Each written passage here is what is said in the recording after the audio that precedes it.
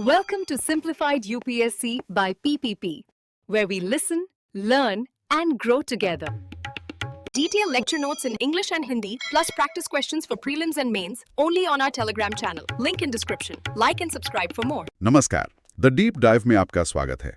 आज हम NCERT भूगोल कक्षा 8 के एक बहुत ही महत्वपूर्ण अध्याय पर बात करने वाले हैं।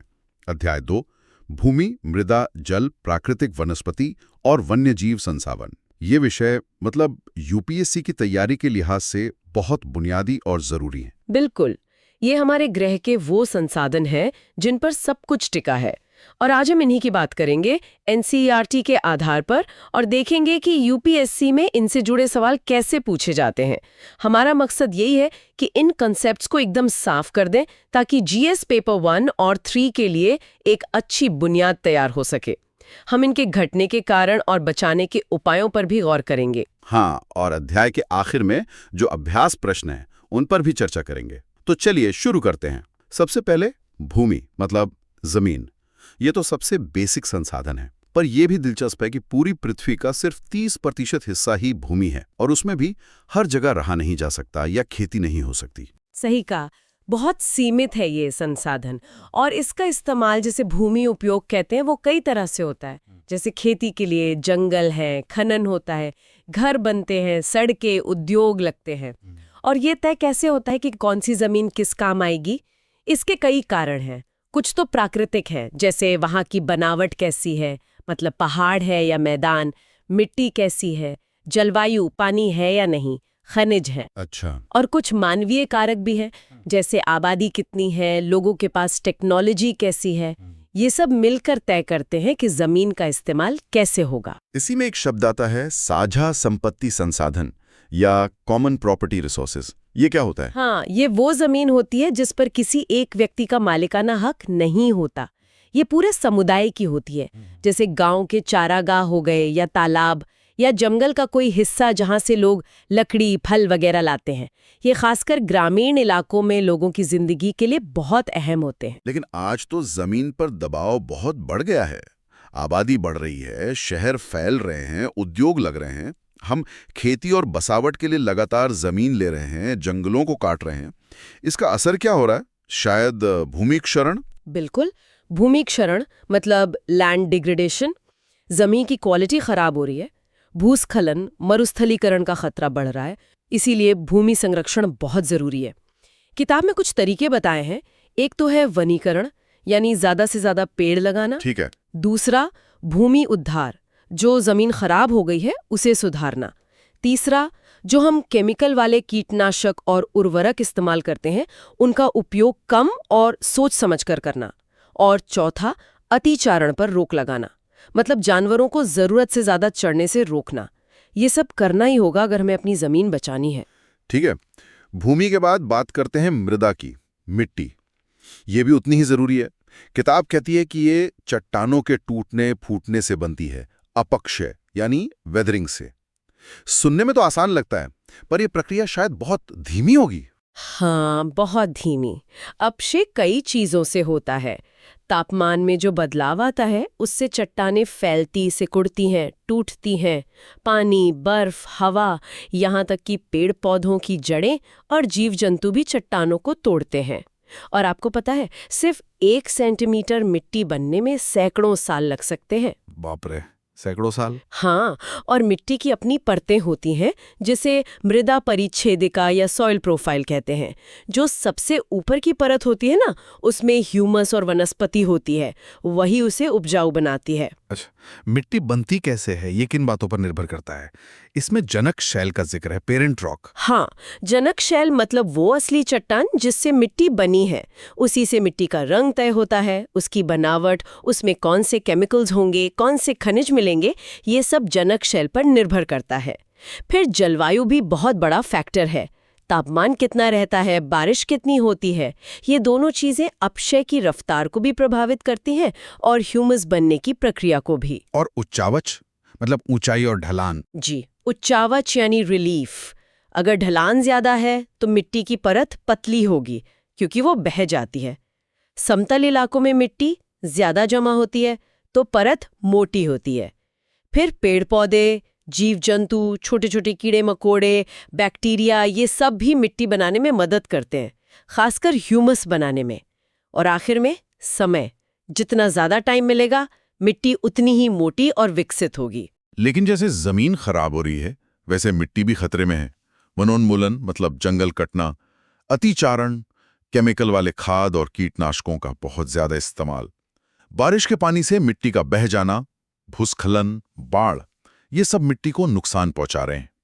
और ये सिर्फ पर्यावरण की बात नहीं, हमारी खेती और खाने की सुरक्षा भी इसी से जुड़ी है। बिल्कुल, इसीलिए मृदा संरक्षण यानी सॉइल कंजर्वेशन बहुत जरूरी है। और इसकी कई विधियां हैं। ये प्रीलिम्स के लिए भी काफी महत्वपूर्ण है। एक है मल्च बनाना, मल्चिंग। इसमें क्या करते हैं कि पौधों के बीच जो खाली जमीन होती है ना, उसे पुआल जैसे किसी जैविक चीज से ढक देते हैं। इससे मिट्टी में नमी बनी रहती है। अच्छा, नमी बचाने के लिए। हाँ, फिर है समुच्च रेखीय रोधिकाएं, कंटोर बैरियर्स। पहाड़ी ढलानों पर एक ही ऊंचाई पर पत्थर, घास या मिट्टी से छोटी दीवारें या रुकावटें बना देते हैं। इनके आगे खाई भी खोद देते हैं ताकि पानी जमा हो। ये पानी के बहाव को रोकते हैं और मिट्टी को बहने से बचाते हैं। ठीक है, और चट्टान बांध, रॉक डैम? वो पानी के नालों में बनाते हैं। जहां पानी तेजी से बहता है वहां पत्थरों को जमा करके छोटे छोटे बांध जैसे बना देते हैं। इससे पानी की रफ्तार कम हो जाती है और मिट्टी वहीं रुक जाती है। समझ गया। और पहाड़ों पर वो सीढ़ी जैसे खेत होते हैं? हाँ, वेदिका फार्म या सीढ़ीदार खेत, टेरेस फार्मिंग, तेज ढलानों पर सीढ़ियां बना देते हैं। इससे खेती के लिए समतल जगह मिल जाती है और पानी का बहाव और मिट्टी का कटाव दोनों कम होते हैं। पहाड़ों में ये बहुत कॉमन है। फिर है बीज की फसल उगाना, इंटरक्रॉपिंग। एक ही खेत में अलग अलग फसलें अलग अलग कतारों में अलग अलग टाइम पे उगाते हैं। इससे मिट्टी हमेशा ढकी रहती है और बारिश से बचती है। अच्छा। और एक है समोच्च रेखीय जुताई, कॉन्टोर प्लाउइंग। इसमें पहाड़ी ढलान पर हल ऊपर से नीचे चलाने की बजाय ढलान के समानांतर, मतलब एक ही ऊंचाई पर चलाते हैं। इससे पानी ढलान से नीचे बहने की बजाय वहीं रुक जाता है। यूपीएससी ने 2013 में इसी से जुड़ा कॉन्टोर बंडिंग पर सवाल पूछा था। तो ये तकनीकें महत्वपूर्ण हैं। हाँ, ये तो है। आखिर में रक्षक मेखलाएं, शेल्टर बेल्ट्स, ये खासकर तटीय इलाकों या सूखे रेगिस्तानी इलाकों में लगाते हैं। जहां तेज हवा चलती है वहां पेड़ों की कतारें लगा देते हैं। ये हवा की रफ्तार को कम करती हैं और मिट्टी को उड़ने से रोकती हैं। ये तो काफी सारे तरीके हो गए मिट्टी बचाने के। अब आते हैं अगले संसाधन पर, जल, पानी। पृथ्वी को जल ग्रह कहते हैं। 3/4 हिस्सा पानी से ढका है और ये एक नवीकरणीय संसाधन भी है। जल चक्र के जरिए लगातार बनता रहता है। हाँ, लेकिन यहाँ एक बड़ा पेच है। कहने को तो बहुत पानी है, पर उसमें से लगभग 97.3% तो समुद्रों में है। खारा पानी, जिसे हम सीधे इस्तेमाल नहीं कर सकते। मीठा पानी यानी अलवर्ण जल सिर्फ 2.7% है। और इस 2.7% का भी लगभग 70% हिस्सा बर्फ की चोटियों और ग्लेशियर में जमा है। वहां पहुंचना मुश्किल है। तो फिर हमारे इस्तेमाल के लिए कितना बचा? असल में देखा जाए तो नदियों, झीलों, जमीन के नीचे का पानी, भूमिगत जल और हवा में जो नमी है, इन सब को मिलाकर सिर्फ 1% मीठा पानी हमारे लिए उपलब्ध है। CSP 2013 में एक सवाल इसी पर था कि जो मीठा पानी आसानी से मिल सकता है उसका बड़ा हिस्सा कहाँ है। जवाब था भूमिगत जल। सिर्फ 1%। और ये 1% भी पूरी दुनिया में बराबर नहीं बटा हुआ है। कई इलाके हैं जहां पानी की बहुत कमी है। अफ्रीका, पश्चिम एशिया, दक्षिण एशिया में कई जगह, अमेरिका, ऑस्ट्रेलिया। हाँ, पानी की कमी एक बड़ी समस्या है। कहीं बारिश कम होती है या मौसम के हिसाब से होती है। लेकिन इसके अलावा बढ़ती आबादी, शहरों का फैलना, खेती की ज़रूरतें, इन सब की वजह से हम पानी का ज़रूरत से ज़्यादा इस्तेमाल कर रहे हैं और पानी को गंदा भी कर रहे हैं। हाँ, जल प्रदूषण, ये कैसे हो रहा है? कई तरीके हैं। शहरों और कस्बों से जो गंदा पानी निकलता है बिना साफ किए नदियों में छोड़ दिया जाता है। खेतों में जो केमिकल वाले खाद और दवाइयां डालते हैं वो बहकर पानी में मिल जाते हैं। फैक्ट्रियों से निकलने वाला कचरा और केमिकल्स भी पानी में मिल जाते हैं। इनमें नाइट्रेट्स, धातुएं, कीटनाशक जैसे जहरीले पदार्थ होते हैं। ये पानी को पीने लायक नहीं छोड़ते और पानी में रहने वाले जीवों को भी मार देते हैं। तो इस जल संकट से निपटने के लिए क्या करना चाहिए? संरक्षण कैसे हो? सबसे पहला काम तो प्रदूषण रोकना है। फैक्ट्रियों और शहरों का गंदा पानी उसे ट्रीटमेंट प्लांट में साफ करके ही नदियों या झीलों में छोड़ना चाहिए। दूसरा, जंगल और पेड़ पौधे बढ़ाने चाहिए। वो बारिश के पानी के बहाव को धीमा करते हैं, उसे जमीन में सोखने में मदद करते हैं। इससे भूमिगत जल रिचार्ज होता है। और बारिश के पानी को बचाने का कोई तरीका? बिल्कुल, जल संग्रहण, वाटर हार्वेस्टिंग। बारिश का पानी जहां गिरे वहीं उसे इकट्ठा कर लो। छत पर जमा कर सकते हैं, जमीन में टैंक बनाकर जमा कर सकते हैं। चौथा, सिंचाई के तरीकों को सुधारना होगा। नहरें कच्ची हैं तो पानी रिसकर बर्बाद होता है, उन्हें पक्का करना चाहिए। स्प्रिंकलर या छिड़काव वाली सिंचाई और ड्रिप या टपक सिंचाई का इस्तेमाल करना चाहिए। इनमें पानी सीधा पौधों की जड़ों में जाता है, बर्बाद कम होता है। सूखे इलाकों के लिए ये बहुत फायदेमंद है। ठीक है, भूमि, मृदा, जल के बाद अब आते हैं प्राकृतिक वनस्पति और वन्य जीवों पर। ये कहाँ पाए जाते हैं? शायद जैवमंडल में। वायुमंडल के बीच एक पतली सी परत है जहां जीवन संभव है, उसे जैवमंडल कहते हैं। और इसी जैवमंडल में सारे जीव जंतु, पेड़ पौधे सब एक दूसरे पर निर्भर होकर रहते हैं। इसी सिस्टम को पारिस्थितिकी तंत्र, इकोसिस्टम कहते हैं। पेड़ पौधे और जानवर हमारे लिए बहुत कीमती हैं। पेड़ लकड़ी देते हैं, ऑक्सीजन देते हैं, फल, दवाइयाँ, मिट्टी को कटने से रोकते हैं, जानवरों को घर देते हैं। और जानवरों से दूध, मांस, ऊन मिलता है। कीड़े मकोड़े जैसे मधुमक्खी वो परागण करते हैं, जिससे फसलें उगती हैं। गिद्ध जैसे पक्षी मरे हुए जानवरों को खाकर सफाई करते हैं। मतलब हर किसी का अपना रोल है। लेकिन ये पेड़ पौधे, जंगल, ये हर जगह एक जैसे तो नहीं होते होंगे? नहीं, बिल्कुल नहीं। ये मुख्य रूप से तापमान और नमी पर निर्भर करता है कि कहाँ कैसी वनस्पति होगी। जहाँ ज्यादा बारिश और गर्मी होगी वहाँ घने जंगल होंगे।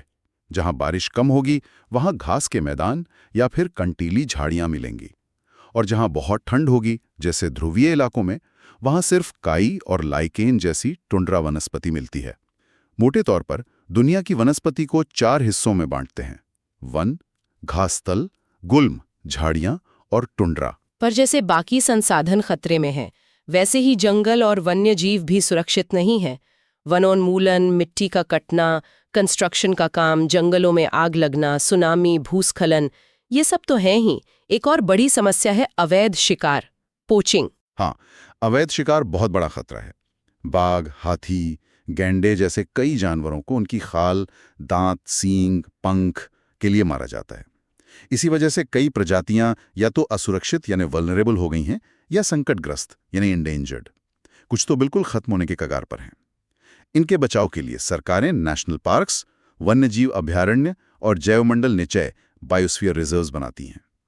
ये संरक्षित इलाके होते हैं जहां इन्हें इनके प्राकृतिक घर में सुरक्षा दी जाती है। अच्छा, जैसे नौक्रिक बायोस्फीयर रिजर्व या नामदफा नेशनल पार्क, जिन पर यूपीएससी ने सवाल भी पूछे हैं। जी, और सिर्फ जंगल ही नहीं, झील, तालाब, दलदली जमीनें यानी आर्द्र भूमि, वेटलैंड्स, इनको बचाना भी जरूरी है क्योंकि ये भी बहुत महत्वपूर्ण इकोसिस्टम है। क्या इन जानवरों और पौधों को बचाने के लिए कोई अंतर्राष्ट्रीय समझौता भी है? हाँ, एक बहुत महत्वपूर्ण समझौता है साइटीज।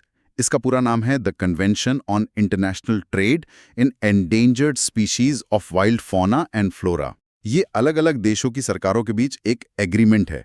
इसका मकसद ये पक्का करना है कि जंगली जानवरों और पौधों का जो अंतर्राष्ट्रीय व्यापार होता है उससे उनके अस्तित्व को खतरा ना हो। साइटीज लिस्ट जारी करता है कि किन प्रजातियों के व्यापार पर पूरी तरह रोक है और किन पर सख्त नियम लागू होते हैं। ये जानना जरूरी है, मतलब राष्ट्रीय और अंतर्राष्ट्रीय दोनों स्तर पर कोशिशें हो रही हैं। चलिए, हमने अध्याय के लगभग सभी मुख्य हिस्सों भूमि, मृदा, जल, वनस्पति, वन्यजीव और उनके संरक्षण को समझ लिया है। अब अध्याय के अंत में जो अभ्यास प्रश्न है वो हमारी समझ को और पक्का करने में मदद करेंगे। क्या हम संक्षेप में देख सकते हैं कि इन सवालों में क्या पूछा गया है? हाँ बिल्कुल, ये अभ्यास प्रश्न मूलतः इन्हीं चीजों पर फोकस करते हैं जिन पर हमने बात की।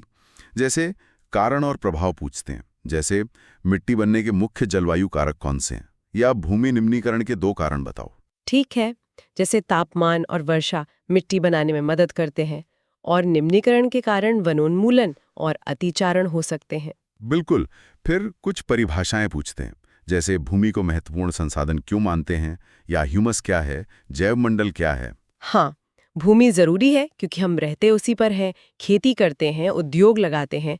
ह्यूमस वो मिट्टी की ऊपरी उपजाऊ परत है और जैव मंडल वो जगह जहाँ जीवन है। सही। फिर संरक्षण के तरीके पूछते हैं, जैसे सरकार ने पौधों और प्राणियों के संरक्षण के लिए कौन से 2 कदम उठाए हैं, जैसे राष्ट्रीय उद्यान बनाना, साइट्स लागू करना, या जल संरक्षण के 3 तरीके बताओ, जैसे जल संग्रहण, ड्रिप सिंचाई, पानी को साफ करना। कुछ सवाल ये पहचानने के लिए होते हैं कि कौन सी विधि कहाँ काम आती है, जैसे तीव्र ढालों पर मिट्टी के कटाव को रोकने का सबसे अच्छा तरीका क्या है, वेदिका कृषि या सीढ़ीदार खेत, या तटीय क्षेत्रों में हवा रोकने के लिए क्या करते हैं, रक्षक मेखलाएं। अच्छा, और कुछ सही गलत वाले सवाल भी हैं शायद। हाँ, तथ्यात्मक जानकारी पर आधारित, जैसे गंगा ब्रह्मपुत्र का मैदान इतना घना क्यों बसा है, क्योंकि वहां उपजाऊ जमीन और पानी है, या भारत में प्रति व्यक्ति पानी की उपलब्धता कम क्यों हो रही है, बढ़ती आबादी और प्रदूषण के कारण। तो ये अभ्यास भी उन्हीं कॉन्सेप्ट्स को दोहरा रहे हैं जिन पर हमने चर्चा की। इन्हें हल करना रिवीजन के लिए अच्छा है। एकदम। अब अगर हम सिर्फ यूपीएससी के नजरिए से देखें तो इस चैप्टर से कुछ खास बातें हैं जो याद रखनी चाहिए। हाँ, वो प्रीलिम्स पॉइंटर्स और मेंस इनसाइट्स क्या होंगे? प्रीलिम्स पॉइंटर्स, पहली बात, मृदा संरक्षण की जो विधियां हमने डिस्कस की, mulching, contour barriers, rock dam, terrace farming, intercropping, contour ploughing, shelter belts, इनके नाम और इनका क्या काम है ये पता होना चाहिए। दूसरी, जल संरक्षण की तकनीकें, वाटर हार्वेस्टिंग, स्प्रिंकलर, ड्रिप सिंचाई। तीसरी, ये संरक्षित क्षेत्र, national park, wild life sanctuaries, biosphere reserve, इनका मतलब और मकसद क्या है। चौथी, साइट्स क्या हैं, इसका पूरा नाम और इसका मुख्य उद्देश्य क्या है। पांचवी, भूमि उपयोग को कौन से कारक प्रभावित करते हैं, भौतिक और मानवीय। और छठी, मीठे पानी का कितना सीमित वितरण है, वो 1% वाला फैक्ट। ये तो प्रीलिम्स के लिए सीधे सीधे फैक्ट्स हो गए। मेंस इनसाइट्स क्या हैं? मेंस के लिए ये समझना जरूरी है कि ये जो बुनियादी बातें हैं ये बड़े मुद्दों से कैसे जुड़ती हैं। जैसे ये कॉन्सेप्ट्स जीएस पेपर 1 में संसाधन वितरण, भूगोल से जुड़े हैं, और जीएस पेपर 3 में पर्यावरण संरक्षण, जैव विविधता, आपदा प्रबंधन, सतत कृषि से। जब आप भूमि सुधार, जल संकट, बायोडायवर्सिटी लॉस, जलवायु परिवर्तन अनुकूलन या मानव वन्यजीव संघर्ष जैसे विषयों पर लिख रहे हों तो इन बुनियादी अवधारणाओं का इस्तेमाल आपके उत्तर को मजबूती देगा।